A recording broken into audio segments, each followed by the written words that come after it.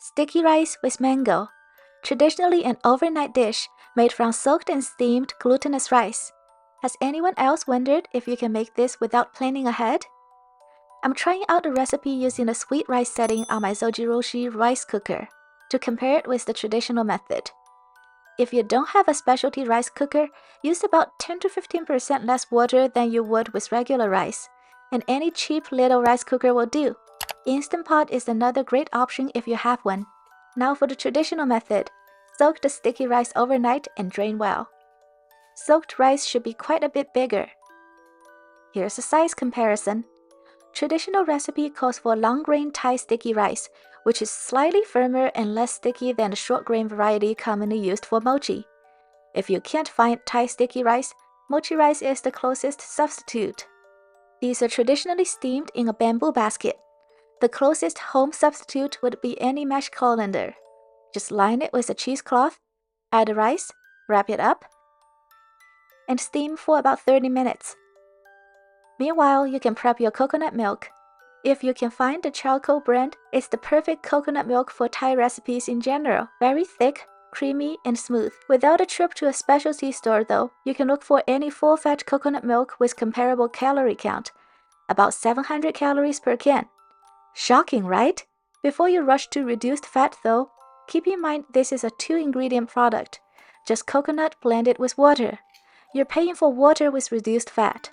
Also keep in mind that 1 can of coconut milk is enough for 4 cups of cooked rice. That's about 12 to 16 servings. Sweeten with a scant half cup of sugar and heat it up in a microwave just before the rice is ready.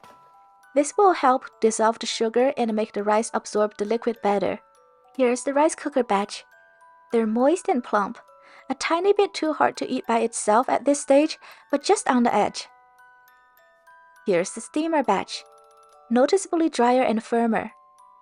Here's the side-by-side. Compared to the steamer batch, the rice cooker grains are much softer. Now combine the cooked sticky rice with sweetened coconut milk in about 2-to-1 ratio by volume. The firm steamed batch is in no risk of turning mushy. You'll look very wet at first. Stir well and cover with a lid. It will absorb the liquid and firm up in 2 to 5 minutes. Now the rice cooker batch. Add liquid a little at a time and fold a little more gently as the rice is softer here. We don't want the rice to get mushy. Again, let it rest covered. And prep the mango, which are delightfully in season. I buy them by the cases.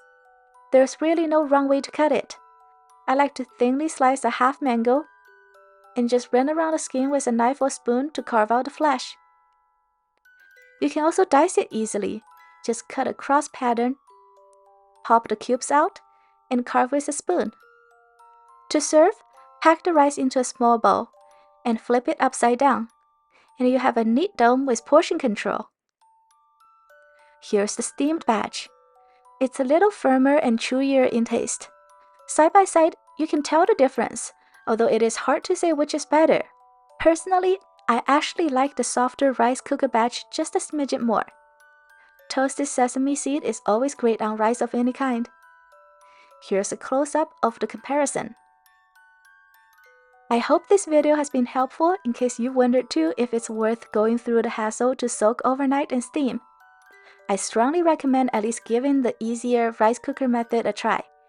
If you like the traditional version, you won't regret the easier version. Like and subscribe if you haven't.